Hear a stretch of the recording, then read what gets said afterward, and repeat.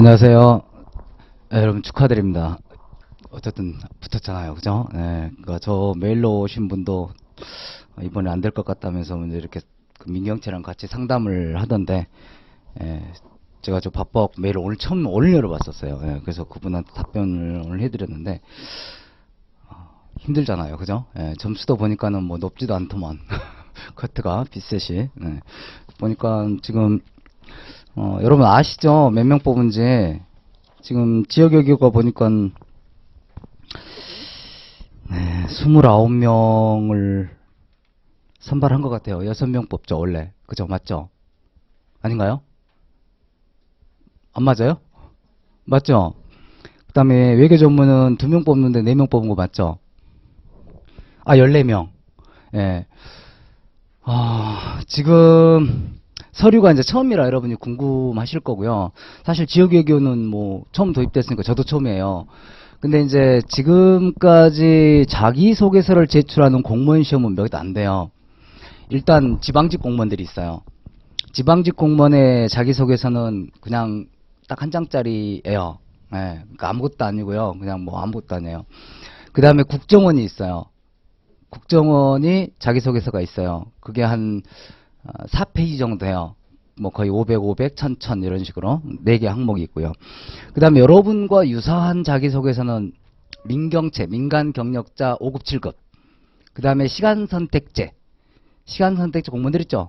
예, 시간선택제 공무원. 그리고 경력채용이 있어요. 그러니까 여기 지금 다 젊은데 역시 핏셋 때문에 그랬나 봐. 그러니까 경력채용자들이 아마 핏셋에서 거의 탈락되지 않았을까 싶어요. 그러니까 대단하신 분들이죠. 만약에 붙었다면. 네, 그러니까 나중에 유리하죠. 왜? 경력이 있으니까. 면접까지 갔을 때. 그래서 여러분의 면접이 어떻게 이루어질지는 모르겠으나, 예, 그러니까 같이 하는 것 같아요. 면접은 그 일반 그 하는 것처럼 같이 아마 그 프로그램이 될 것 같은데, 물론 여러분끼리 따로 보겠죠. 그래서 이제 제가 그 여러분들하고 가장 그래도 유사한 거가 이제 민간 경력자하고 시간 선택제 그리고 경력 채용이에요. 경력 채용 같은 경우는 수시로 해요. 수시로.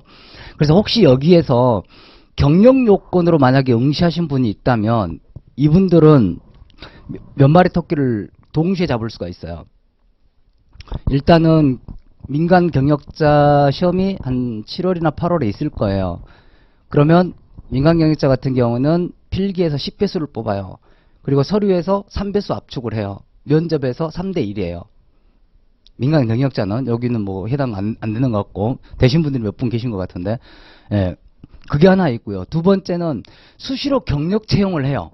그러니까 일괄 채용 말고 핏셋 없이 서류만 갖고 뽑아요.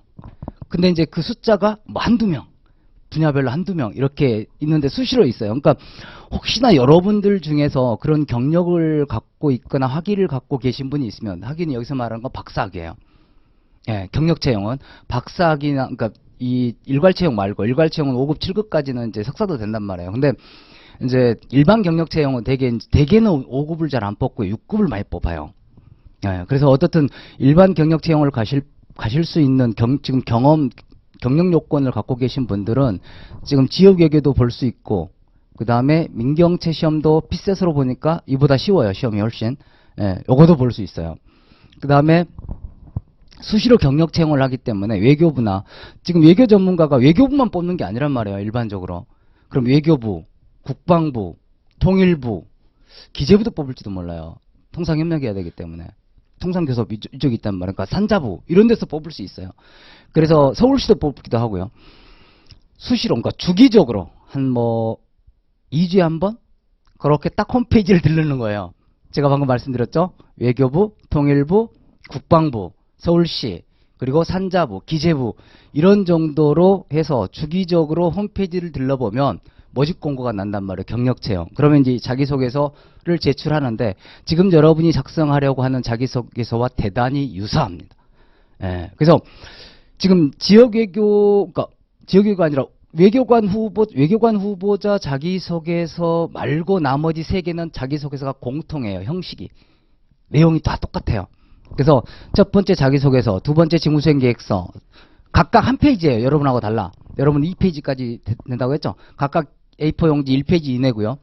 그 다음에 직무성과 써요. 근데 우리는 지금 응시 분야 직무 관련성을 쓰라고 하더라고요. 이거는 없어요. 일반 경력 채용에는. 그 다음에 직무 성과 들어가고 바로 이제 거기에 이제 기타 사항들, 예, 뭐 이제 뭐 학위 따로 써야 되고, 그 다음에 뭐 이제 뭐 외국어 능력이랄지, 기타 또 봉사활동이랄지 기타 사항 쓰게 돼 있는 데가 있는데 서류 양식은 다 동일합니다. 네. 근데 지금 우리 그리고 이건 이제 인혁처에서 이제 만든 기본 양식이 있기 때문에 다 동일한데 외교관 후보자는 약간 달랐어요. 제가 오늘 이 서류가 미리 안 떠가지고 기본 양식이 저도 오늘 받아봤는데 보니까 거의 비슷한데 약간 달랐습니다. 약간. 그러면 여러분들이 다 알고 있는 자료를 먼저 볼게요. 이번 공고와 같이 났던 거. 어쨌든 뭐 수요일 18시까지 입력을 해야 되고 나머지 시간 동안에는 온라인 등록이기 때문에 24시간 다 가능하지만 수요일 날은 18시까지다 뭐 이렇게 되어 있고요. 그 다음에 기본서류와 증빙서를 한 개 파일로 압축해서 넣으라 그랬고요. 어학요건 같은 경우는 증빙서류가 필요 없죠. 기본서류만 보면 되겠고 22일 날 시험 잘 보시면 될 것 같아요. 그리고 수정이 가능합니다. 업로드 한 다음에 17일 18시 전까지는 수정이 가능하다라는 거죠. 그러니까 여러분이 불안하면 미리 올려놨다가 이제 수정할 수도 있습니다. 왜냐면 마지막에 근데 우리가 숫자가 지금 29명, 14명 해봐야 뭐 얼마 안 되잖아요. 그렇기 때문에 아마 시스템이 다운되고 그러지는 않을 것 같고요. 그 다음에 자기소개서 직무계획서는 다 써야 되고요. 여기 절대평가 방식이라고 나왔어요. 절대평가 방식이라는 거는 이런 의미죠. 어차피 여러분 절대평가라고 절대평가로 다 붙여준다라는 그런 희망은 사실 희망이 아니죠. 일단 없애는 게 좋죠. 면접 가면 더 복잡하니까. 괜히 희망 고문이 되니까. 그래서 제 생각에는 기본적으로 시간 선택제든 민간 경력자 5급 7급이든 경력 채용이든 면접 들어가는 숫자는 3배수입니다. 그러니까 여러분들은 지금 여기에 몇 배수라고 안 나왔더라고요. 아시나요? 면접 들어가는 숫자가 몇 배수인지? 여러분들 모르시죠? 그죠? 아나요? 그러니까 2번 보는데 그 2번 합산을 하는 거니까 제로베이스에서 서류 제로 네?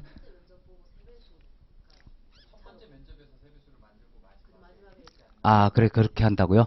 그렇게 나왔어요? 네. 이건 제가 못 알아봤어요. 죄송해요. 근데 이제 그렇게 해서 이제 3배수가 가잖아요. 그러면 여러분은 3배수 넘게 뽑겠는데? 그냥 그러니까 시간 선택제, 경력 채용, 민간 경력자 5급, 7급은 전부 다 서류에서 필기에서 10배수 뽑고요. 서류에서 무조건 3배수예요. 그러면 여러분들 같은 경우는 1차 면접까지 가고 1차 면접에서 3배수라는 내기는 더 뽑을 수 있다는 얘기예요.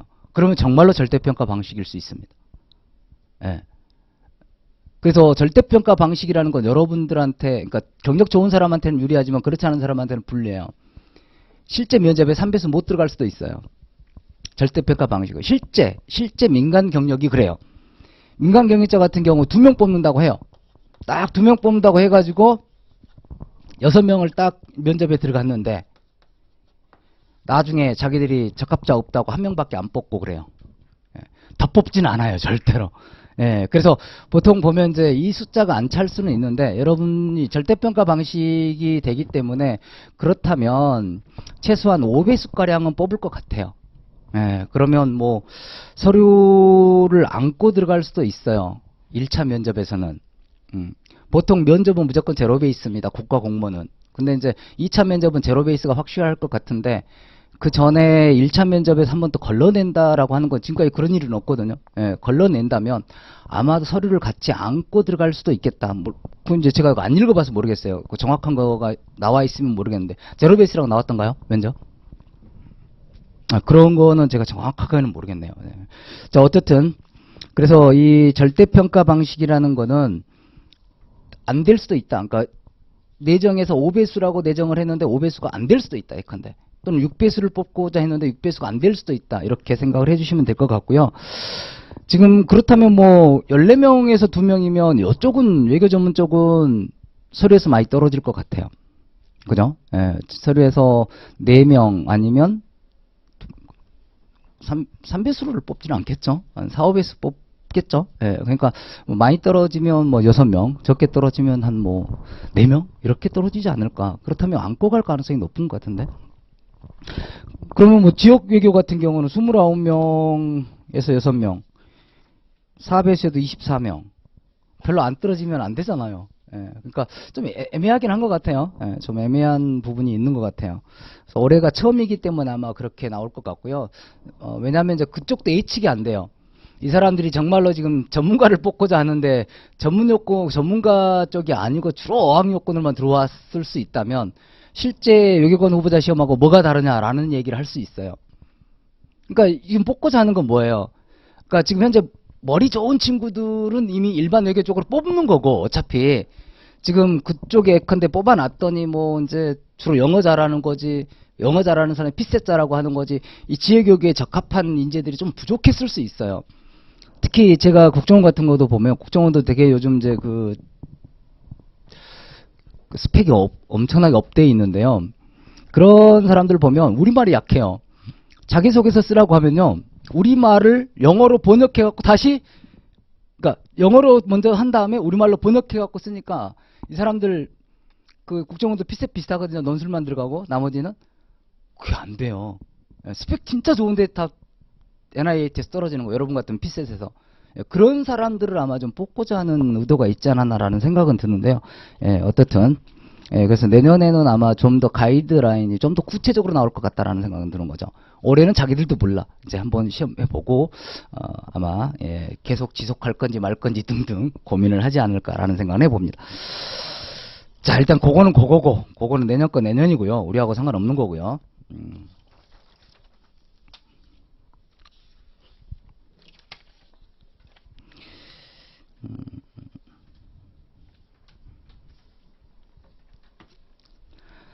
자, 제가 2009 외교관 후보자 채용 대비라고 한 부분 1페이지 잠깐 한번 볼래요?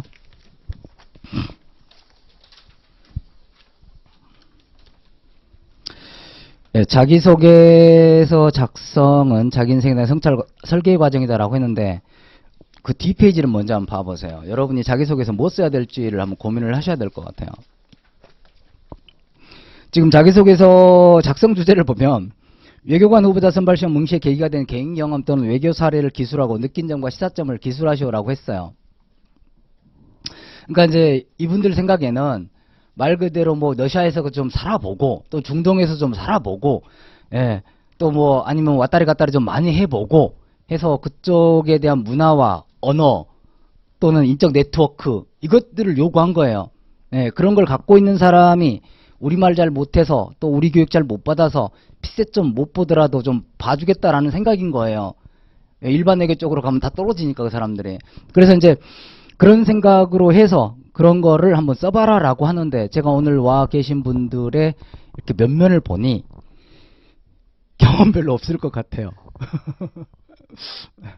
경험 없으면 뭘로 써요 이제. 그러니까 내가 옛날에 뭐 어떻게 러시아에 살았는데 그때 뭐 대사관한테 뭘 요청을 했는데 그때 뭐 늦어가지고 뭐 아무것도 안 됐고 뭐 이런 뭐 반면교사 쪽을 하든지 아니면 그때 내가 갔는데 뭐 이럴 때 이런 도움을 받아서 역시 좋은 나라, 그러니까 같은 나라들 있잖아요. 이 밖에 나가면 항상 이제 그런 거잖아요. 나라 밖에서 나라를 보는 거예요. 조국 밖에서 조국을 보다라는 얘기를 저는 많이 해요. 되게 그렇잖아요. 조국 밖에서 조국을 보는 거잖아요. 그리고 같이 이렇게 뭉텅이로 있는데 거의 뭐죠? 국력과 외교력이 비례하고 그래서 그 거주민에 대한 대접이 다르죠. 그러니까 특정 국가를 이야기하면 좀 뭐하니까 우리나라 말고 제3세계 국가들하고 있었다고 합시다. 근데 미국하고 우리나라 있었다. 미국에 제일 먼저 챙겨주잖아요. 어떻든 무슨 일이 생기면 제일 먼저 대사관에서 바로 와가지고 바로바로 정리가 된단 말이에요. 거기에서 아쉬움을 느꼈을 수도 있겠고 아니면 그나마 대한민국이라는 위상을 밖에 가서 느꼈을 수도 있단 말이에요. 그런 것들을 이제 쓸 수 있단 말이에요.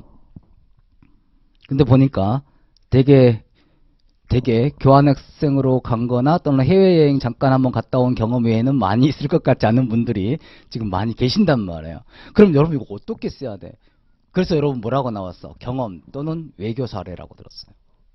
물론 여기서 말하는 외교 사례도 여러분이 직접적인 경험을 하지 않고 간접적인 경험한 외교 사례를 쓸 수 있도록 해준 것이긴 하나 그것마저도 많지 않을까라는 얘기죠. 그럼 뭐예요? 뉴스, 예, 뭐 이런 것들. 그러면 이제 여러분들이 일단 가장 크게 갖고 있어야 될 것 같은 것들은 외교력의 중요성 이런 것들이겠죠. 그러면 지금 우리나라의 외교 지형에 관한 고민들이 있어야 될 거예요.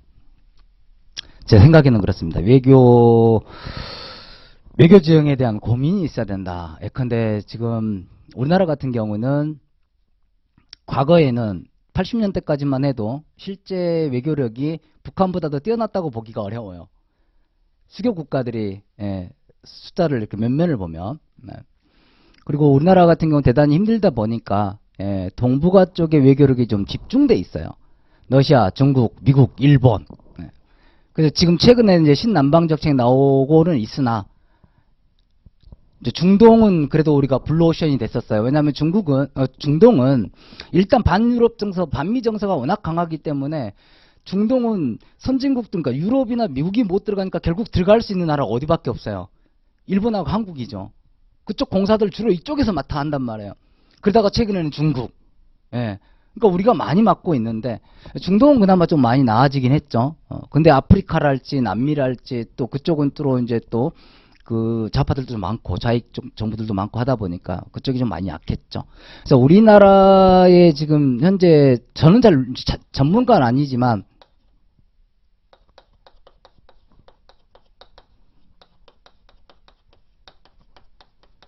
아마 이게 중요한 과제일 거예요. 우리나라 외교력의 답변아. 그리고 우리나라 사람들 같은 경우 하도 영어에 뒤어 있다 보니까 영어가 이제 뭐 사실 뭐 인터넷 보편 어고 실제 뭐 그렇죠. 사실 뭐 제가 영어를 별로 안 좋아하긴 하지만 영어는 정말로 쉬워요. 언어 중에서. 예, 그리고 대단히 간명해요. 웬만하면 뭐 탈출 뭐 다 그냥 아웃 하나로 다 되니까. 예, 그러니까 뭐 단어도 되게 간명하고요. 예, 그리고 상당히 논리적인 언어고요. 언어를 아마 세계에서 가장 쉽게 배울 수 있는 언어가 아닐까 이런 생각이 들죠, 사실은. 예, 영어를 많이 하다 보니 우리나라보다 약한데 언어는 하기 싫어해요. 이제 최근에 중국어를 많이 했죠, 90년도 이후에. 영어, 중국어, 일어 이거 외에는 못하는 사람들이 많아요. 그러니까 실제 뭐 러시아어 하는 사람도 많지도 않고 아랍어도 뭐 그렇게 많지도 않고. 예. 오히려 뭐 남미, 중남미 다 차지하고 있는 스페인어도 많이 하지 못하고 있고 이런 것들이 있어서 어떻든 고민들이 좀 들어가죠. 이 부분입니다. 그 다음에 이제 외교력의 중요성을 이제 이야기할 수 있는 부분이 최근에 한반도 지형 변화와 관련되어 있습니다. 그래서 과거에는 지금까지 그 남북 문제나 한반도 평화 정착이랄지 이런 것들이 국방력의 문제로 인식되어 왔는데 이 정부 들어와서 제가 이 정부 들어오기 전에도 저희 국정원 할 때도 항상 그 얘기를 했거든요. 지금까지 우리의 방식은 외교력이 아니었다. 국방력이었다라는 거예요. 근데 지금 여러분 아시다시피 북한하고 우리하고 국력 차이는 50배 가까이 나는 거고요. 국방력 차이가 3배 정도 나요. 우리가 세계 7위, 북한이 21위예요. 비대칭 무기, 그러니까 핵 이런 거 빼고 나면 잽이 안 돼요, 우리한테. 더군다나 국력 차이가 너무 심하기 때문에 국방력 차이도 나는데 잽이 안 되죠. 그래서 이제 북한이 그걸 해소하기 위해서 이제 핵무기 개발을 한 거란 말이에요. 어떻든. 지금까지 국방력으로 해결하려고 하니까 한반도 문제를 풀어내지를 못했잖아요. 그리고 얼마 전에 이제 모 국회의원이 한미동맹 괜찮습니까? 라고 이야기했는데 한미동맹이 절대 가치 내지는 절대 목적이 되어 있단 말이에요. 근데 국가 간에 어떻게 국가 간에는 도덕이 없죠. 정의가 없어요. 지금까지 출연한 모든 국가는 그렇습니다. 그러니까 국가 간의 관계는 무조건 이익 관계예요. 국익 관계. 그래서 뭐 그런 말을 많이 하잖아요. 적도 없고 영원한 적도 영원한 우방도 없다. 이게 국가 간의 관계잖아요. 그래서 이제 국방력으로 풀어가려고 했던 거를 문재인 정부 들어서 국가안보실장을 외교 전문가로 뽑았단 말이에요. 그리고 한반도 문제를 외교로 풀어가고 있습니다. 그래서 코리아 패싱 문제를 이제 해결하고 있는 상황이고요. 지금 뭐 아직 갈 길이 멉니다만은. 그래서 기본적으로 이제 외교력의 그러니까 한반도의 문제를 풀어내는, 그러니까 우리한테 가장 중차대한 건 어떻든 간에 이제 안전, 건강, 뭐 이제 그다음에 뭐 경제, 먹고 사는 뭐 문화 이렇게 가는 거 국민 행복의 3대 조건이잖아요. 예. 안전, 그다음에 먹고 살기, 경제, 그다음에 문화 이렇게 가는 거잖아요. 그러니까 안전의 문제를 풀어내야 되는 거고 분담 비용이 워낙 크기 때문에 이걸 풀어내야 되는 건데 문제는 핵심은 외교력에 있다라는 거죠. 국방력이 아니라요. 예. 사실 대한민국의 사활이 외교력에 달렸다라고 생각하시면 돼요. 사실은 여러분이 있어서 그런 얘기를 하는 게 아니라. 그러니까 지금 세계에서 최고의 속도로 고령화가 되고 있고요. 그렇다는 건 거꾸로 말하면 저출산, 학교 출산율 1도 안 되는 나라. 뭐 주택 문제 때문에 그렇기도 하겠지만 결혼을 안 하고 결혼해도 애를 안 낳는 사회가 돼 있잖아요. 네. 그래서 이제 어쨌든 경제 문제는 제가 생각할 때는 어떠한 뭐 케인즈가 되살아와도 한국 경제를 살리기는 어렵지 않은가라는 생각이 드는 거죠.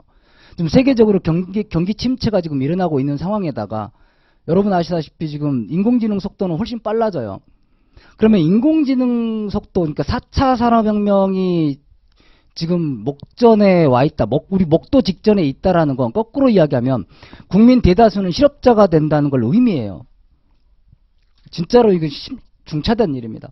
그러니까 우리가 그 기계라는 것이 노동을 보완하는 방식으로 지금까지는 이루어졌는데 이제는 완전히 대체하는 방식이에요. 그러니까 과연 인간이 노동을 통해서 행복을 느꼈는데 노동을 벗어나서 행복을 느낄 수 있을 것인가라도 앞으로도 진짜 고민되는 문제예요. 그러니까 인공지능의 반란 때문에 인류 문명이 사라지는 것이 아니라 인간의 불필요성 때문에 사라질지 몰라요. 제가 생각할 때는. 그러니까 어쨌든 이 실업 속도가 가속화되고 있기 때문에 어떠한 실업 정책도 대책도 그러니까 어떠한 그러니까 150조가 넘게 투자됐던 저출산 대책이 10년 동안 아무런 효과를 보지 못했듯이 어떠한 실업 정책도 제가 볼 때는 대안이 없다라는 생각이 들죠. 그러니까 지금 유일한 대안은 뭐죠? 블루오션 개발이에요. 그러니까 지금 신남방 정책 쓰고 있는데 신북방 정책이 성공하지 않으면 제가 볼 때는 경제 살리기 어려울 것 같습니다. 예, 신북방 정책이 성공을 해야만 경제 살리기가 가능해져요.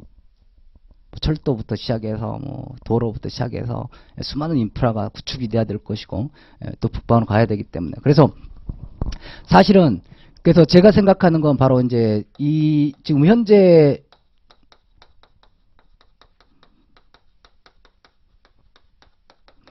이것이 향후 대한민국의 향방을 좌우할 수 있는 키워드다 이렇게 생각을 하는 거죠. 그러면 이 신북방 정책이 성공하려면 기본적으로 이제 대탕트가 형성이 돼야 되겠죠. 비핵화 문제가 해결돼야 되겠죠. 예. 그래서 그러한 것들이 정보력과 외교력에 의해 좌우되게 되겠고요. 또 신북방 정책이 앞으로 이제 뭐 대탕트가 먼저 된다고 하더라도 비핵화 문제가 해결된다고 하더라도 그 추진 과정에서는 수많은 나라들의 이해관계가 걸려 있죠. 중국, 러시아, 몽골, 그 다음에 중앙아시아 국가들, 그 다음에 독립국가연합 그쪽 애들 많이 있기 때문에 그런 모든 문제는 외교력을 풀어가야 될 문제들인 것 같아요. 또 당군 이래 최초로 우리가 뭔가를 문화라는 거를 수출을 한다라는 건 처음이죠. 한류. 한류. 물론 이제 케이팝이 우선이고 그 다음에는 이제 한식들이 지금 경쟁력을 갖고 있는데 그런 한류를 전파하는 데 있어서 한류가 여러분들한테 힘을 주기도 하지만 동시에 여러분들이 이제 한류를 조직화해내고 체계화해낼 필요는 있어요. 물론 직접 정부 주도적으로 간다는 의미는 아니지만 서포트를 해줘야 된다는 얘기죠. 지원. 이런 것들이 앞으로 향후 대한민국의 향방을 결정하게 될 것이다 라는 얘기죠. 그래서 전쟁 무기로 해결해야 되는 문제가 아니라 외교의 문제다라는 생각이 드는 거고요. 그래서 시대적 소명을 여러분이 느껴줘야 될 거예요. 그러니까 여러분이 해외에서의 경험 사례가 임팩트 있는 사례가 없다면 해외 교환학생으로 갔든 아니면 해외 여행을 갔든 그런 데서 어떤 대한민국 국민으로서 조국 밖에서 조국을 조금이라도 본 건덕지를 가지고 쓰되 이런 걸로 포장을 할 수밖에 없어요. 조국 밖에서 조국을 어떻게 봤는지 이게 우리한테 얼마나 중요한 일인지 결국 시대적 소명을 이야기할 수밖에 없을 것이다. 그래서 여러분이 시대적 소명 그러면 뭐 과거 일제강점기 때는 독립운동이고 저희 때는 민주화운동이고 지금은 통일이다라고 하겠지만 통일 그 자체가 목적일 수는 없습니다. 제가 볼 때는. 통일을 해서 대한민국 국민들이 행복하지 않다면 통일 안 해야죠. 행복하기 때문에 하는 거고요. 예. 그래서 한미동맹도 수단인 것이지 그 자체가 목적은 아니에요. 그죠? 예. 그래서 지금까지 우리의 외교력은, 특히 동북아에서의 우리의 외교력은 항상 외세 의존적이었습니다. 이제는 외세 활용적이다 됩니다. 외세 의존적인 외교 방식은 그냥 4대 외교고요. 정석 외교에 불과합니다. 그래서 우리가 외세 활용적이어야 된다라는 얘기는, 외세를 활용하려면 어떻게 해야 돼요? 나의 포지션, 지금 나에게 필요한 게 뭐, 내가 줄 수 있는 건 뭐, 내가 얻을 수 있는 건 뭐, 상대국들이 현재 처한 상황은 뭐, 그들의 정보는, 그들이 얻고 싶어하는 건 뭐, 잃고 싶어하는 건 뭐, 그들의 마지노선은 어디까지, 이런 정보들을 잘 뽑아내야 되고요. 예, 그쪽을 잘 알아야 됩니다.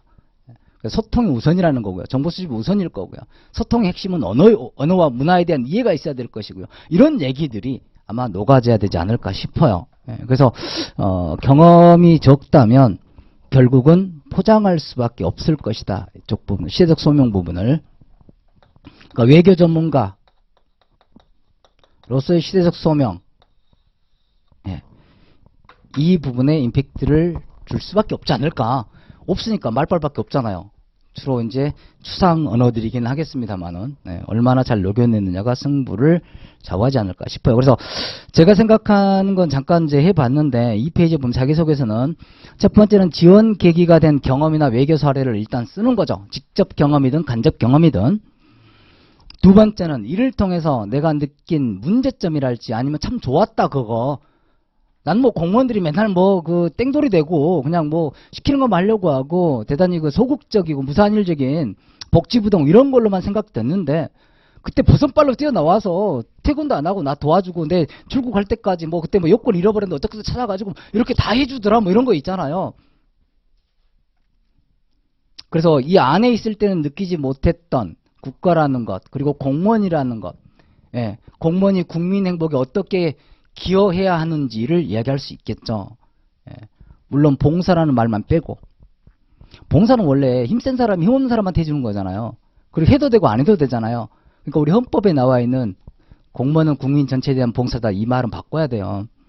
공무원은 국민 전체에 대한 공복이다, 서번트, 이렇게 바꿔야 되는 건데, 아무튼 그런 얘기들.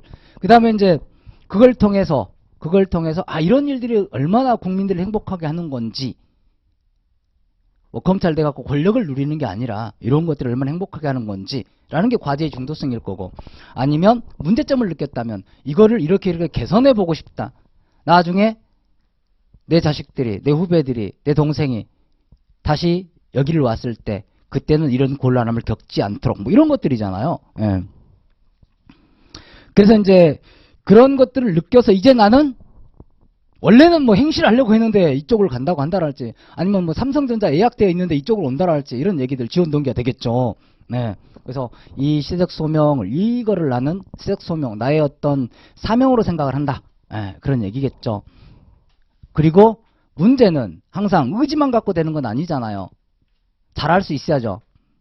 네. 그러니까 이 세상에서 가장 위험한 건 잘못된 신념입니다. 잘못된 정보를 갖고 잘못된 신념을 가졌을 때 진짜 위험한 거거든요. 그러니까 내가 이걸 할 수 있어야 되는 거지, 네, 의지만 갖고 되는 건 아니에요. 네. 그래서 그런 걸 시대적 소명으로 느끼고 그걸 위해서 나는 어떻게 준비해 왔는지, 이런 것도 좋죠. 준비. 네.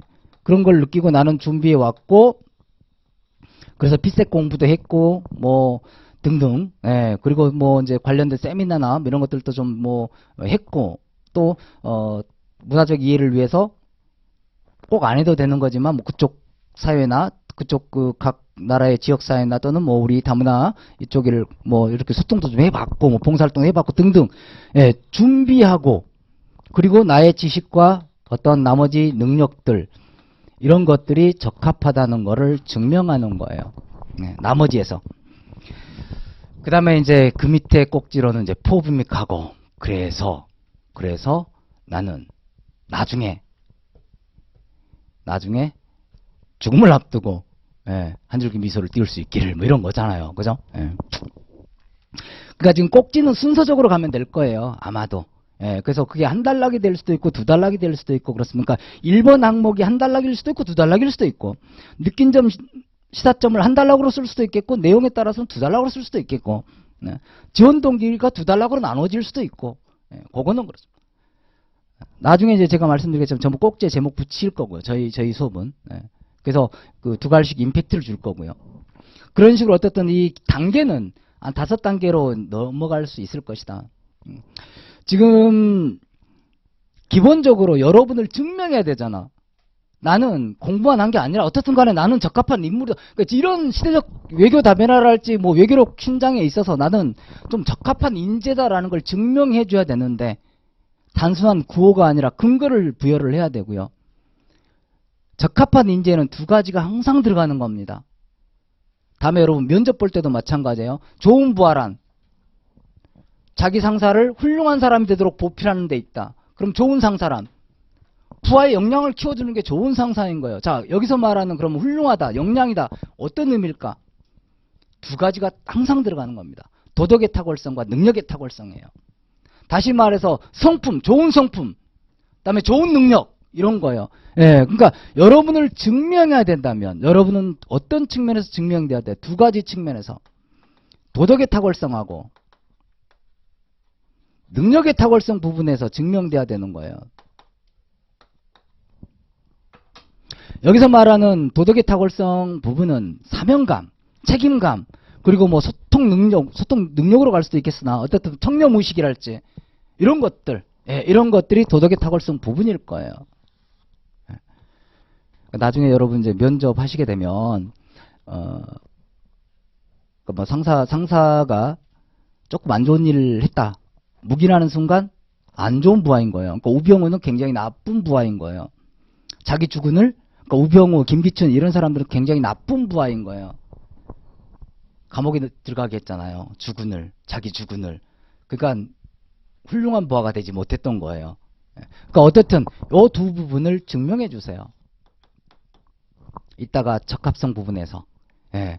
그러니까 나는 그래서 이 일을 해보고 싶고 그래서 관심을 갖고 어떻게 준비해 왔으면 어떻게 나는 이런 어쩌고저쩌고 뭐 꼭지 나눠도 돼요. 성품 탁월성 부분 꼭지 나누고 능력 부분 꼭지 나눠도 좋습니다. 이렇게 해서 자기 증명해주고 그 다음에 이제 포부 및 각오를 한 2줄 정도로 붙여줄 수도 있고 네, 안 붙일 수도 있고 그러면 자기소개서는 될 거예요. 그러니까 억지로 여러분들이 무조건 2페이지를 채워야겠다 꽉 예, 억지로 하게 되면 말이 길어집니다. 임팩트 커지고요. 예, 꼭 그럴 필요는 없습니다. 다만 항상 이제 양이 질을 담보하는 건 아닙니다. 예, 그러다 또 양이 너무 빈약하면 질도 떨어지죠. 예, 그래서 가급적이면 우리 심리 상태가 2장을 예, 채우려고 해요. 예, 그래서 어쨌든 예, 그렇게 한번 정해 보시고요. 다음 직무수행 계획서입니다. 이게 좀 여러분 어려울 거예요. 예, 직무수행 계획서는 이 사람들의 말이 더 어려워요. 뭐 여기 뭐 직무기술서에 관련된 내용을 갖고 해라 라고 했는데 이거는 시간선택제, 경력채용, 민간경영자 채용 다 똑같이 이렇게 나와요. 새로운 게 아니에요. 예, 그래서 기본적으로 해야 될 일이 뭐냐? 자, 여러분이 들어가서 어떤 일을 해야 되는지를 알아야 되겠죠. 첫 번째가. 그게 뭐예요? 주요 업무예요. 그리고 이러한 업무를 위해서 어떤 지식과 경험들이 필요한지 필요지식에서 나왔어요. 그죠? 자, 그걸 인식하고요. 두 번째, 이것만 갖고 쓸 수는 없어요. 그러니까 기본적으로 여러분 외교부 산하로 간단 말이에요. 그러니까 우리나라 외교정책 또는 외교 정책이랄지 이런 것들의 기본적으로 어떤 현황 그리고 여기서 나오는 과제 이거를 먼저 피력할 수 있어야 돼요. 그 다음에 이거를 위한다면 그럼 정책 방향이 아니라 방향이에요. 예컨대 외세 의존적인 게 아니라 외세 활용적이 돼야 된다라는 의미랄지 아니면 지금까지 주요 국가에 집중된 것들을 외교 다변화를 통해서 해결해야 한다랄지 어떤 방향성 제공이 필요해요. 이게 직무수행 목표입니다. 지금 현재 우리나라는 뭐 어떤 지금 현재 외교력이 가장 중대한 그러니까 지금 생각할 때는 제가 볼 때는 우리 5천년 역사 뭐 5천년이 모르겠는데 아무튼 네, 5천년 역사 중에서 가장 중요했던 때가 개항기 그리고 지금은 기회이기 때문에 그렇습니다. 기회가 아니었으면 모르겠는데 지금 이 기회 못 살리면 어려워집니다, 우리가. 예. 아무튼 그런 문제들. 그래서 이제 이런 방향들을 가지고 직무수행 목표를 먼저 항상 이야기를 하고요. 이거를 하기 위해서 이제 뭐 저는 여기다가 이제 뭐 조감도도 붙이기도 합니다. 왜 2페이지나 되니까 너무 쓸 거 없단 말이지. 예. 그러니까 뭐 여기다가 이제 목표를 달성을 위해서 어떻게 해가야 되는지 뭐 조감도를 붙일 수도 있고 안 붙일 수도 있고. 그 다음에 이제 그 세부 추진 계획이 들어가야 될 것인데 여기서 이제 세부 추진 계획은 주요 업무별로 가능하면 해주시는 게 좋을 거예요. 예. 그래서 이 큰 항목이 외교정책의 수립 시행 및 조정, 그 다음에 뭐 지역교육 같은 경우 국제 및 지역 정세, 상대국 제도 환경이나 조사 연구 이런 것들을 어떻게 할 건지, 그 다음에 행정 및 영사 지원 업무 이렇게 나왔죠. 이걸 크게 잡고요. 그 안에 다시 뭐죠? 큰 꼭지들을 마련해 가야 돼요. 그러니까 유목하라는 얘기죠. 자, 이제 여기서는 방향성을 제공했다면 세부 추진 계획에서는 이제 구분해가지고 예컨대 뭐 업무 세부 추진 계획에 나오면 뭐 이렇게 만약에 업무가 나왔다면 세 가지 큰 업무를 정해 놓고요. 여기 안에다가 여러분이 또 구체적인 몇 가지를 더 쓰고 구체적으로 쓸 수 있어요. 그래서 민경 같은 경우는 이 페이지가 아니었기 때문에 그냥 여기 안에다 다 채웠지만 여러분들은 큰 꼭지로만 한번 펴로 보여줄 수도 있어요. 항상 정리 잘하는 사람이 창의성도 높습니다. 그러니까 크게 딱 보여주고 나서 그 다음에 하나의 항목별로 어떻게 할 건지를 쓰는 거죠. 그러니까 자 그러면 이 안에 뭐 여기에 뭐 아까 첫 번째 뭐 외교정책, 두 번째 국제 및 지역정세 상대국 제도 환경 조사 연구를 한다. 그러면 조사 연구를 할 때 큰 꼭지들이 있을 거 아니에요. 네, 이런 것들을 놓고 이쪽에 다시 내려가서 요 업무를 예컨대 무슨 업무 해갖고 뭐 시행해놓고 어떻게 구체적으로 할 것인지를 쭉 또 서술하면 돼요. 네, 특히 여러분이 갖고 있는 역량을, 지식을, 경험을 동원해서 어떻게 할 건지 구체적인 개선 방안을 서술해주면 유리할 거예요. 거의 쓰라 그러면 거의 에세이식으로 써버립니다. 그러면 일단 정성도 부족해 보이는 것처럼 느껴지고 그 다음에 창의성도 부족해 보이고 요약정리도 못하는 것처럼 느껴지고 쉽게 말해서 또 어필도 안 되고 그런 부분이 있어요. 그래서 가급적이면 유목화시켜서 하나씩 정리해 가는 것이 좋다. 그 다음에 이제 만약에 뭐 쓸 공간이 남아돌면 기대효과 같은 거. 결국 기대효과는 아까 포부 및 가구하고 약간 겹치는 거예요. 자기소개서 좀 썼더라도 이쪽 가서 또 쓸 수 있는 거니까요.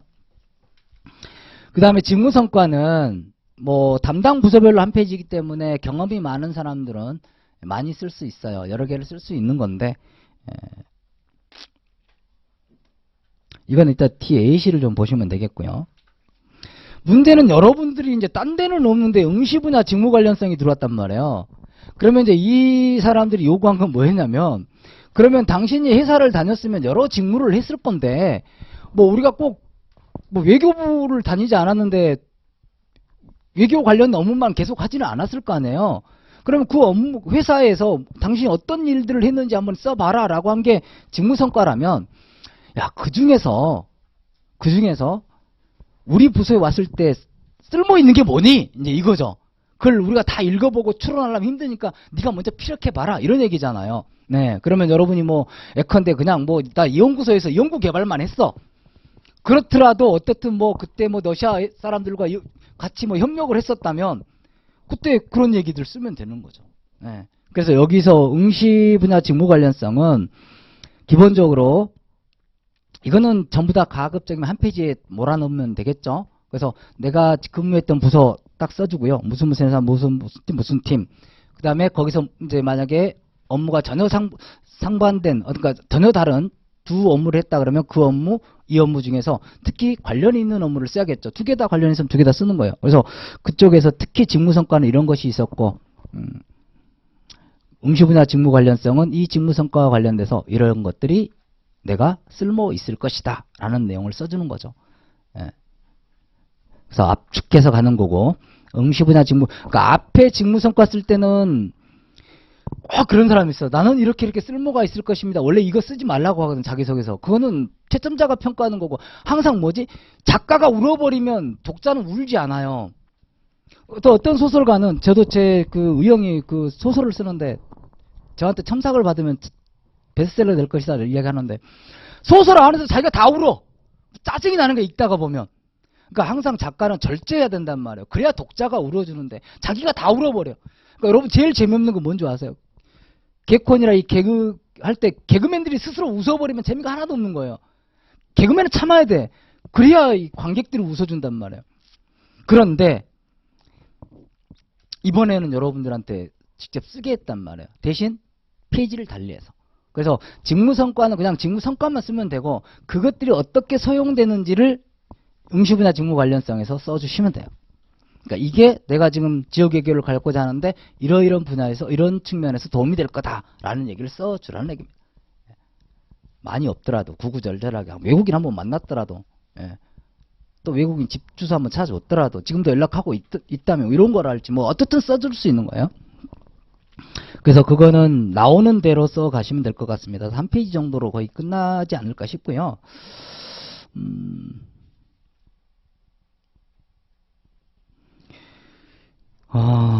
그 다음에 이제 우리 그 자기소개서 작성 주제 및 선발 분야별 직무기술서 여기 외국에서 나온 거 한번 봐보세요. 여기 보면 뭐 이제 선발 예정인원도 나와 있고, 주요 업무 나와 있고, 필요 지식 나와 있고, 필요 역량 나와 있잖아요. 공통 역량은 이런 것들이고, 직급별 역량도 이런 것들이고, 선발 분야별 역량도 이런 것들이 나오는데 다 똑같죠? 똑같습니다. 그래서 가장 좋은 거는 직무수행 계획서를 작성할 때 구체적인 어떤 업무 수행을 나는 이런 방식으로 내가 갖고 있는 인적 네트워크를 어떻게 활용하고, 또 뭐 내가 갖고 있는 어떤 역량을 어떻게 발휘해서 내가 해보겠다라고 쓰면 제일 좋겠으나, 솔직히 말해서 뭐 청렴성이니 막 공복의식이니 뭐 물론 쓸 수는 있겠는데, 그걸 일일이 녹여넣는 거 대단히 자기적이고 왠지 안 어울려 보일 수도 있어요.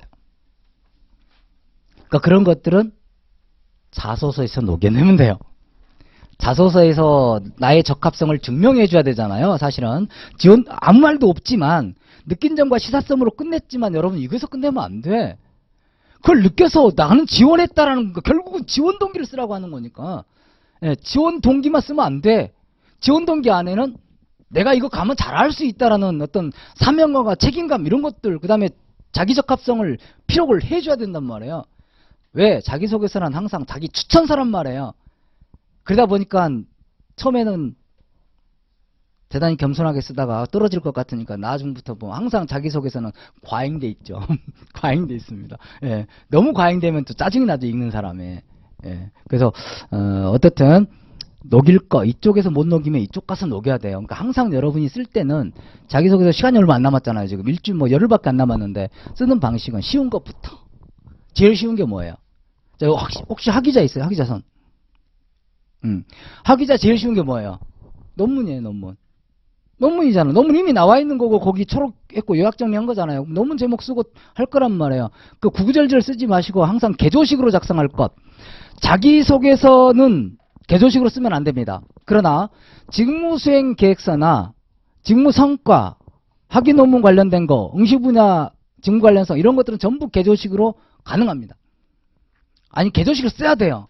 근데 직무수행 계획서만큼은 민경채는 한 페이지밖에 안 들어가기 때문에 많이 해야 되기 때문에 개조식으로 썼는데, 여러분은 그건 아까 밑에 풀어 설명할 때는 개조식으로 안 써도 좋습니다. 그러나 개조식으로 쓸 수 있다면 개조식으로 써주는 게 더 좋습니다. 개조식으로 쓴다는 얘기는 몇 프로 증가, 이거 끝내는 거지, 몇 프로 증가하였습니다 뭐 이렇게 쓰는 게 아니란 말이에요. 그래서 학위 논문 특히 할 때 정리 잘 되도록 다 개조식으로, 개조식으로 합니다. 지금 직무성과부터는 전부 똑같아요. 양식이. 시간선택제, 민간 경력채용, 그 다음에 민간 경력자 일괄채용 다 똑같은 양식입니다. 제가 볼 때. 그래서 그렇게 정리를 하시면 되겠고, 양쪽 나눠서 가시면 되겠고, 이거는 민경채 많은 것들이 자료가 있는데 그냥 한번 넣어봤고요. 눈에 보이는 걸로. 그리고 제가 자소서를 안 받아놔요, 메일로. 네, 그래서 완성본 아닌 것들이 많아요. 꼭 이제 멀리 떨어진 사람이 막판에 못 온다고 이제 뭐 메일로 보내서 갖고 있는 거지. 자소서는 가급적이면 보면 쓰고 나중에 써먹고 싶기 때문에 보내지 말라 그래요, 메일로. 예, 그래서 이런 식으로 해 봤었다. 근데 뭐 직무수행 계획서는 뭐 기본적인 참조만 하시고 이렇게 갈 건 아니지만, 예, 어쨌든 뭐 기본적으로 표는 이렇게 그려갈 수 있다. 직무성과 같은 경우는 뭐 이렇게 가져갈 수도 있을 것 같아요, 대부분. 근데 이제 여기는 직무성과 같은 경우는 여기서 이제 먼저 이야기한 부분이 있기 때문에 옆에다가 50자 이내로 간단하게 쓰는 게 있어요. 그렇게 써가시면 될 것 같고요. 근무경력 쪽인가요? 근무경력 쪽에서 쓰죠. 근무경력 같은 경우 50자 이내로 쓰는 거는 여기도 다 있어요. 민경채도 다 똑같이 그렇게 합니다. 50자 이내요. 똑같습니다. 예, 그래서 그거는 뭐 쓰는 방법 간단하고요. 근무경력으로 쓰시는 분은, 예, 근무경력 같은 경우는 간단하게 이렇게 해주고 옆에 주요 업무를 간단하게 개조식으로 쓰는 거예요. 개조식으로 50자 이내로. 표는 뭐 이렇게 당겨도 되니까. 그 다음에 내용은, 네, 뭐 그냥 한번, 예, 제가 지도하면서 해놨던 것들 중에서 여러분한테 조금 써먹을 수 있을까 싶은 것들만, 그러니까 뭐 회계사, 법 이런 것들은 다 거의 다 뺐고요. 예, 한번 해봤으니까 그냥 참조, 예, 참조.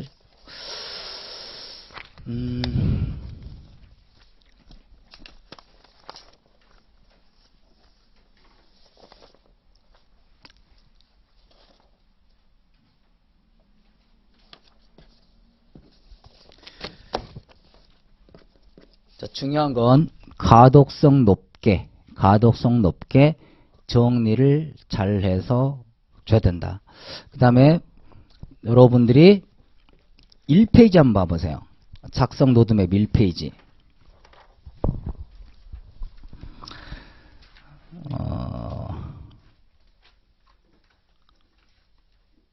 조금 시간이 많지는 않지만 진지하게 고민해 보세요. 내가 이거 가도 좋은가?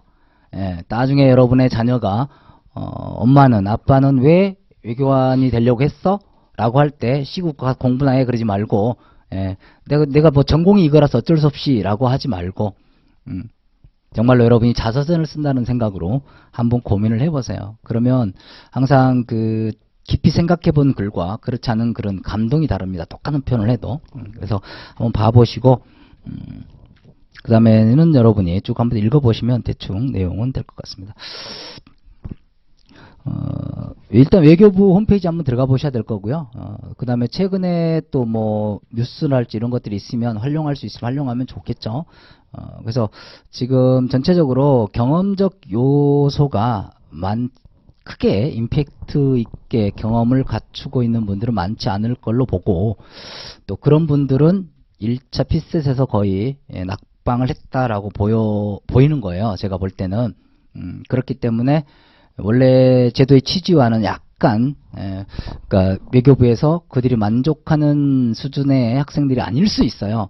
네, 근데 또 어차피 경쟁은 다 똑같은 거기 때문에 여러분들이 얼마나 고민해보고, 비록 추상 언어에 불과할지라도 여러분이 얼마나 고민했느냐에 따라서 자소서의 무게는 달라질 것으로 생각이 듭니다. 저희 민경채 같은 경우는 자소서 합격률이 거의 70% 정도 되는데요. 그러니까 10배수에서 3배수로 압축하는 것이기 때문에 70%는 어마어마한 이거거든요. 외교관 후보는 잘 모르겠습니다, 제가. 그래서 거기도 뭐 외교부 지원하고 이러신 분들 많이 있긴 있는데, 잘 모르겠고요. 기본적으로 회차는 저희 수업은 없어요. 회차로 정하는 건 아니고요. 어쨌든 끝날 때까지 제가 다른 수업을 이번 주는 전부 이제 금요일 빼놓고 휴강을 해놨어요. 노량진 수업이라서 휴강을 해놨고요.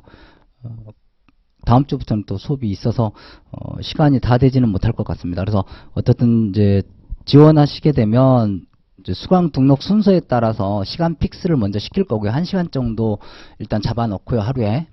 그래서 회차가 중요한 건 아니고 만족도. 네. 그리고 사실은 뭐 제가 해주는 것보다는 여러분 스스로 해야 되는 게 훨씬 많아요. 뭐 자소를 대신 써줄 수 없어. 특히 여러분 같은 경우는 왜 제가 많이 건들 수 없냐면, 물론 이제 먼저 한 사람한테 피어네 팁이 먼저 가기는 해요.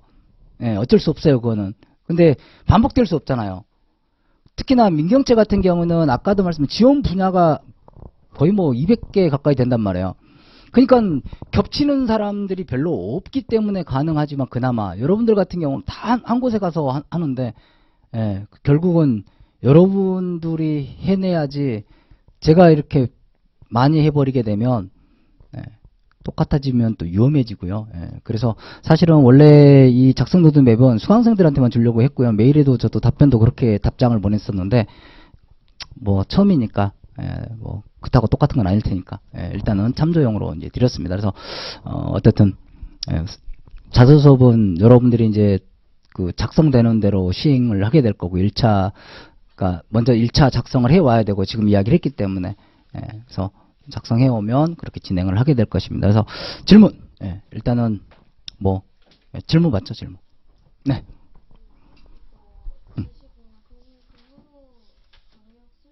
네.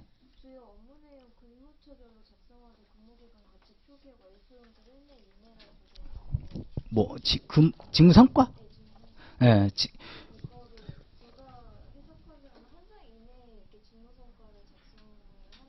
전부 다를? 그렇죠. 근무 부서별로. 예, 예. 부서별로 한 장 하면 돼요. 왜냐하면 그게 전부 다른 거하고 다 똑같은 것 같아요. 그리고 아마 근무 부서별로 한 장 이상 되는 사람이 많지는 않을 것 같고, 보니까. 예. 써주면 돼요. 상관없어요. 제가 볼 때는 상관없습니다. 예. 읽었을 때도 근무 부처별로 1페이지 이렇게 익혀지거든요. 예. 다 똑같이 그렇게 하고 있어요. 또, 예.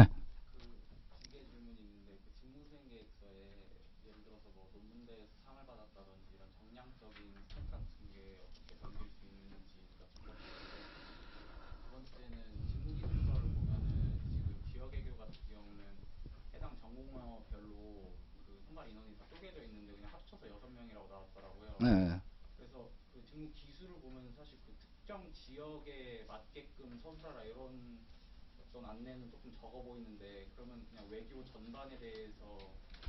자기가 갈 수 있는 분야를 어필해야죠. 그러니까 예컨대 지역외교에서 뭐 주요 업무, 지역 정세 이런 거 나오잖아요. 그러면 본인이 만약에 뭐 CIS다, 독립과연합 쪽이다, 그러면 그쪽 이야기를 쓰면 자연스럽게 녹아지겠죠. 그런 부분들이.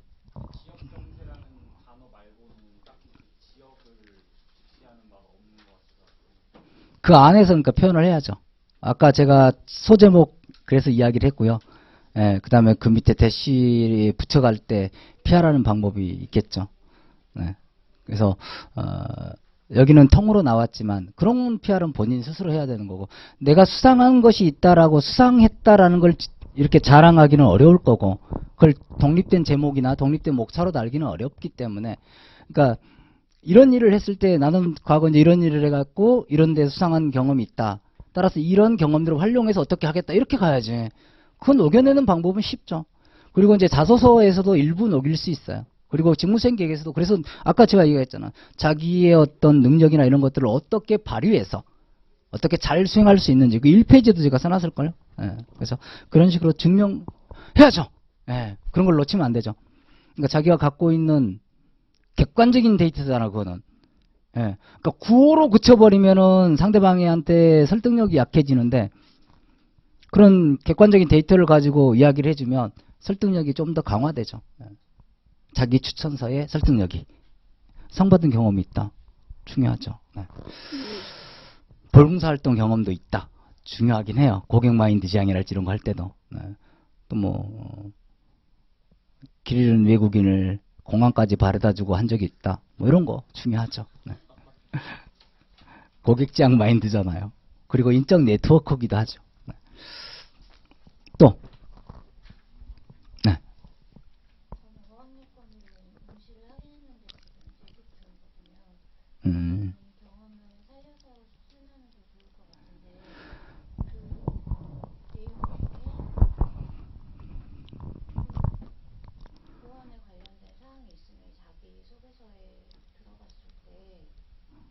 그가 이제 그 부분은 개인적으로 이야기를 해야 될 부분이고요. 왜냐하면 이게 이제 그 사적으로 나가는 게 아니고 국가에 들어가는 것이기 때문에 이 정보는 보안이 돼요. 예, 보안이 되기 때문에 그 정말로 다른 데서도 보면 안 되는 거라면 모르겠고 또 때에 따라서는 땡땡 회사라고 이렇게 갈 수도 있어요. 쓸 때. 예, 왜냐하면 본인은 직무성과를 쓰지 않잖아요. 직무성과를 안 쓰기 때문에 무슨 부서를 구체적으로 이야기 안 해도 돼요. 그러면 뭐 본인이 다니고 있는 회사에서 현재 근무하고 있는 영영회사에 에서 관련된 어떤 일들을 했다라고 하고 쓸 수 있어요. 그건 PR을 해야죠. 그럼 어디서 PR 해야 돼? 자소서나 직무생계에서. 특히 자소서 PR 먼저 해놓고 가는 것도 괜찮죠. 또 네.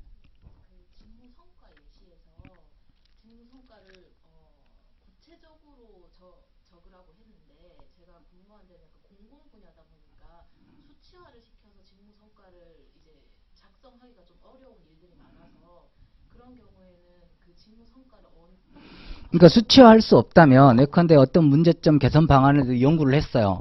그래서 연구 과정이 좀 힘들고 했지만 어쨌든 했어요. 그래서 연구를 해가지고 이것이 현재 어떤 연구에 활용되고 있다랄지 아니면 그런 제안으로 그 장관을 갖던 어떤 장에게 보고를 했고 이야기를 했다랄지 그런 연구를 성공리 했다 그래서 이러이런 결과가 도출됐다 까지 끝내야죠 개인적인 평가에 따라서 개선됐다. 그럴 수도 있죠. 예. 그러고 나서 이제 그때 그런 것들을 바탕으로 하고 이제 직무수행 계획은 또 이제 들어가겠죠. 그때 또 써먹을 수도 있는 거고. 예. 한번 써먹는다고 이게 항목이 다른 데서 못 써먹으면 안 돼요. 근데 똑같이 쓰면 안 되지. 근데 어쨌든 내용들이 어필은 계속 될 수 있어야 되겠죠. 지금 반복해서 쓰게 하고 있잖아. 사실은 보면. 그죠? 직무성과 쓰게 해놓고 다시 응시 분야 직무 관련성 쓰게 하고 하는 거 보면 그런 것. 또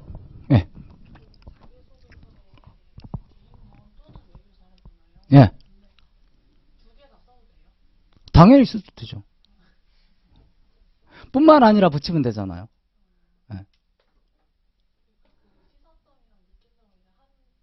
그리고 이제 그쵸 이런 경험을 했어요. 근데 최근에 이러이런 지금 외교 사례를 그러니까 경험을 했고 최근에 이러이런 지금 외교 지형의 변화가 있다 이런 것들 다 쓸 수 있는 거죠. 중요한 건 뭐죠? 항상 여러분의 구체적인 경험을 딱 넣고 그 다음에 포장 외부로 외연을 확대하면 되죠. 근데 이제 구체적인 경험이 없어. 그럼 할 수 없지 뭐. 학교에서 이런 걸 배웠고 그래서 또 관심을 갖고 뉴스를 봤고 그때 보니까 이런 게 나왔고 이런 거죠. 세미나를 갔더니 이런 얘기를 해서 한번 찾아봐갖고 이렇고 그렇게 갈 수밖에 없죠. 근데 구체적인 경험이 있으면 그걸 픽스해 놓고 나서 그걸 싸바르면 된단 말이야. 외연을 확대하면. 그뿐만 아니라로 갈 수 있고 아니면 더군다나 최근에 이렇게 갈 수도 있겠죠. 네.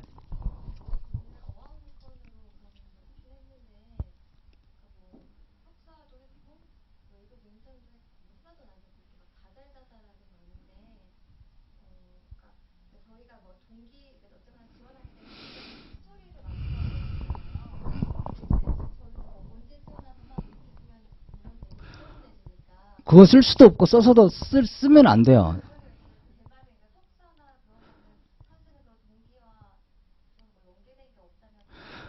만약에 본인이 석사를 했는데도 불구하고 자기소개서나 직무수행 계획에서 녹여내기가 힘들다라고 생각하면 본인은 대학원을 놀이 삼아 다닌 것밖에 안 돼요. 그죠? 대학원을 간 이유가 뭐겠어요?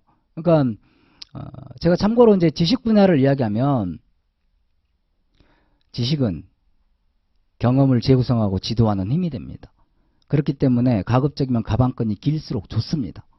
근데 본인 스스로가 그걸 모르고 있으면 안 되죠.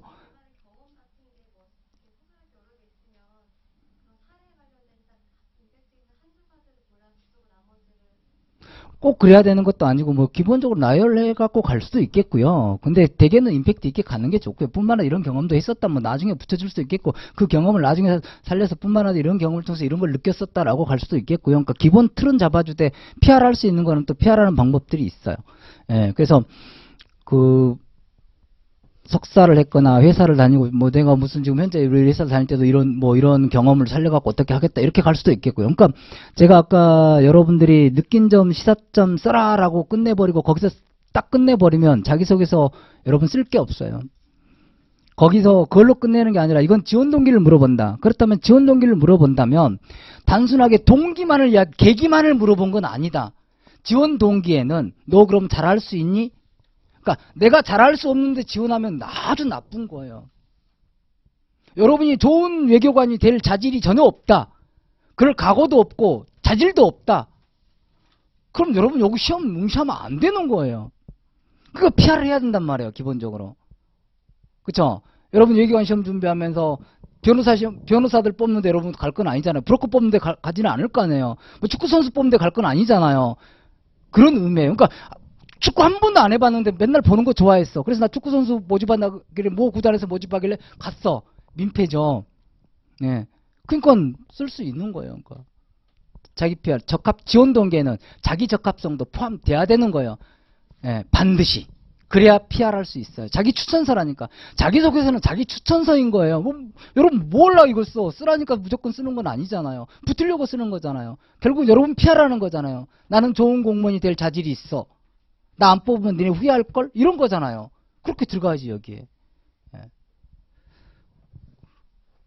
과대포장하면 안 되겠지만 네. 그런 얘기죠. 또 네. 됐나요? 네. 네. 자기소개서에서 아까 말씀하신 게 이제 1번부터 5번 정도까지 기승전결을 강조하신 걸로 이해했는데 본인이 가지고 있는 어떤 활동상이 특정 지역에 대한 것도 좀 쌓여 있지만 그거랑 일견 관계가 없어 보이는 예를 들면 뭐 정치학 일반에 대해서 활동한 게 있으면은 이건 어떻게 하나로 꿰어지지 않을 것 같은 활동은 어떻게 대비해야 돼요? 그 왜 하나를 안 껴주죠? 그럼 본인이 생각할 때 정치학이라는 학문을 만약에 본인이 뭐 이제 복수전공을 했다 뭐 그럴 것 같은데 내 생각에는 물어본 것 자체가 자 복수전공을 했다 정치학을 그럼 외교관이 됐을 때 정치학이 어떤 도움이 될까요? 그럼 생각을 해봐. 그럼 도움이 될 것 같다 그럼 쓰는 거야. 국제정치학 아주 많이 도움되겠지. 일반 정치학 외교도 정치의 하부 분야지. 도움 되겠지. 될 수 있다면 써야죠. 그러니까 본인이 고민을 해서 내가 갖고 있는 지식과 내가 갖고 있는 경험 그리고 내가 갖고 있는 성품 그렇다고 뭐 안 좋은 것까지 쓸 수는 없을 거고 그죠? 예. 그런 것들이 있다면 PR 할 수 있다면 PR을 해야죠. 다 녹여 들어갈 수 있죠. 없어요. 결국은 여러분이 기본적인 건 그래요. 제가 이제 이것 서류가 복잡해서 그 자기소개서 관련된 얘기를 많이 안 했는데 항상 기본적으로 좋은 공무원이 되기 위해서는 좋은 사람이 먼저 돼야 되는 거예요. 좋은 사람이 좋은 공무원 되는 것이지 좋은 공무원 좋은 사람이 아닌데 좋은 공무원이 된다 있을 수가 없어요. 그쵸? 그리고 여러분이 어떤 지역 외교 전문가가 됐든 뭐 아니면 그냥 일반 외교 전문가가 됐든 어떤 외교 전문가가 되는 거잖아요. 외교관이 되는 거잖아요. 그럼 지역 외교관이 된다. 예컨대 러시아의 외교관이 된다. 외교관 파견 가고 싶다. 그쪽 가서 하고 싶다. 러시아 외교 전문가가 되겠다라고 한다면 좋은 러시아 외교관이 되려면 여러분 스스로가 한국에 대해서 잘 알고 있어야 되겠지만 기본적으로 러시아에 대해서 잘 알고 있어야 되는 거예요. 러시아 사회, 러시아 역사, 러시아 문화, 러시아 사람들 그리고 소통 그 기본적으로 안 되면 안 돼요. 그러니까 외교관의 가장 기본 덕목 중에 하나는 다문화에 대한 감수성이 없으면 안 돼요. 그러니까 문화 감수성이 없으면 안 돼요.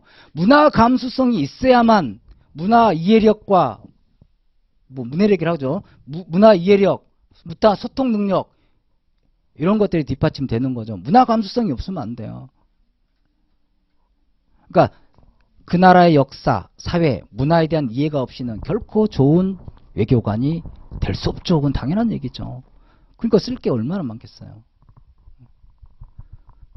네. 그래서 이제 참고로 저랑 이제 하게 되면 제가 이제 첨삭 지도할 때는 여러분이 먼저 1차로 써와야 돼요. 기본적으로 일자로 써도 돼요. 여러분 항상 쉬운 것부터 쓰는 거예요. 그럼 뭐예요? 아까 같이 학위자는 학위, 경력자는 직무성과, 그 다음에 여기 직무 관련성까지, 응시 분야 직무 관련성까지 이렇게 가는 거잖아요. 그 다음에 이거 없는 사람들은 특히 여학 요건은 뭐예요? 자소서, 그 다음에 직무수행 계획서, 이거 먼저 쓰는 거예요. 왜? 이거는 말빨이단 말이에요. 저거는 너무나 광범위하고요.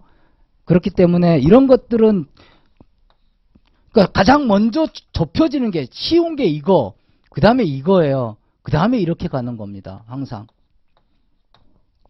지금 여러분이 서류를 작성하는 순서입니다. 직무성과 우선, 학위 논문하고 직무성과 우선, 두 번째 직무수행 계획서 우선, 필요 없으면 나왔잖아. 뭐 3개. 그리고 거기에 필요한 역량 관련된 얘기, 그 다음에 이제 나 자신에 대한 얘기. 한 30년 더, 20년 30년 더 이렇게 봐도 한 줄로 요약될 수도 있겠고 1000페이지가 될 수도 있잖아. 너무 어렵잖아요. 그건 제일 나중에 하는 거예요. 예. 그래서 이런 식으로 해오고요. 그 다음에 이제 제가 하는 방식이긴 한데 저는 이제 여러분이 가져오면 첫 번째 읽어봐야 돼요. 예, 그럼 밖에 나가서 이제 읽어본단 말이에요. 그때 여러분한테 백지 한 장 줘요. 백지 한 장 주면서 지금부터 당신이 자랑하고 싶은 게 있으면 손톱만 지나가던 할머니 넘어진 거 이렇게 세운 것부터 어학 실력이는 뭐든 자랑할 거 있으면 싹 써봐라 라고 이야기를 해요. 왜냐하면 활용하기 좋은 것들이 있는데 여러분 스스로가 자기 검열 많이 하고 또 생각도 못 해가지고, 왜냐하면 이거 쓰다 보면 쓰는데 집착하다 보니까 자기 자신을 종합적이고 전반적으로 검토를 잘 안 해요. 항상 굴파기가 된단 말이에요. 한쪽만 딥딥 파갖고 나가다 보면 저 딴 데가 있죠. 뭐 한강으로 들어가죠. 그래서 이제 써보라고 하는데 지금 써라는 얘기를 안 하는 이유가 제가 읽어볼 때 시간이 좀 필요하기 때문에 그때 쓰라고 하는 겁니다. 그래서 이거 보고 이제 요거를 이렇게 활용할 수 있을 텐데 라고 이야기를 해줘요. 그거는 모든 자소서 할 때 마찬가지예요. 심지어는 여러분이 아니라 이쪽 동네 여러분 교수님, 강진남 교수님도 있잖아요. 그분들, 또 뭐 의사들, 변호사, 회계사 다 마찬가지예요. 다 그렇게 해라고 해요. 왜? 저도 하라 그러면 저도 빠뜨릴 거거든. 제 거는 그런 게 있기 때문에 그때 가서 또 써오라고 합니다. 자, 그러면 고생하셨고요. 저 1시간 뭐 하려고 했는데 어쨌든 다시 한번 축하드리고 이제 시작이다. 그죠? 이제 핏셋은 잊어버리시기 바랍니다. 그건 제로 베이스로 가는 거라서 핏셋 점수하고는 아무 상관이 없다. 그래서 서류 노력한 만큼의 항상 결과는 있다. 없는 나를 만들어낼 수는 없으나 있는 나만큼이라도 제대로 우리가 포장해보자 라는 생각을 해보시기 바랍니다. 그래서 이따가 한 30분쯤에 이제 수강 등록 순서에 따라서 1차 자소 첨삭 시간을 픽스하려고 합니다. 그리고 시간이 부족하기 때문에 시간이 부족한 사람들은 주말에는 강의실 하나 잡아요. 그래서 이제 뭐 노트북 있는 사람들 같은 경우는 계속해서 작성하고 다시 밑으로 내려와서 수정하고 이런 식으로 해서 완성하는 방법도 있어요. 그러니까 민경채 같은 경우는 주로 직장을 다니잖아요. 그렇기 때문에 주말 아니면 안 돼요. 그래서 항상 그렇게 해오고 있기 때문에 여러분들이 지금 당장 뭐 내일까지 가져와라. 지금 뭐 택도 없어요. 그래서 어떻든 시간이 촉박하기 때문에 주말에 그런 식으로 하지 않으면 충분히 상호 만족하는 수준에 도달하지 못한다. 그래서 뭐 다음에 하지, 좀 이따 하지, 주말 넘겨뛰고 뭐 월요일날 그러면 이제 시간 없어져요. 그래서 급하면 글이 안 써지거든요. 그래서 주말에 하루 정도는 그냥 와갖고 하루 종일 하고 완성하고 간다라는 생각까지 가지시면 더 좋을 것 같아요. 그러니까 회차로 하지 않는 거, 이거는 뭐 딱 무조건 1회예요. 전체가 1회이기 때문에 그냥 뭐 몇 번 만나느냐라는 거는 여러분의 속도에 따라서 어떤 사람은 2번만 해도 가는 사람도 있어요. 민경채. 나는 고맙죠. 근데 어떤 사람은 집을 못 가서 저기 모텔 잡아가지고 했던 사람도 많이 있어요. 많이 있습니다. 그러니까 여러분들은 아마 직장 다니신 분들이 많지는 않은 것 같으니까 어쨌든 그런 방법을 해결하도록 하겠습니다. 수고하셨습니다.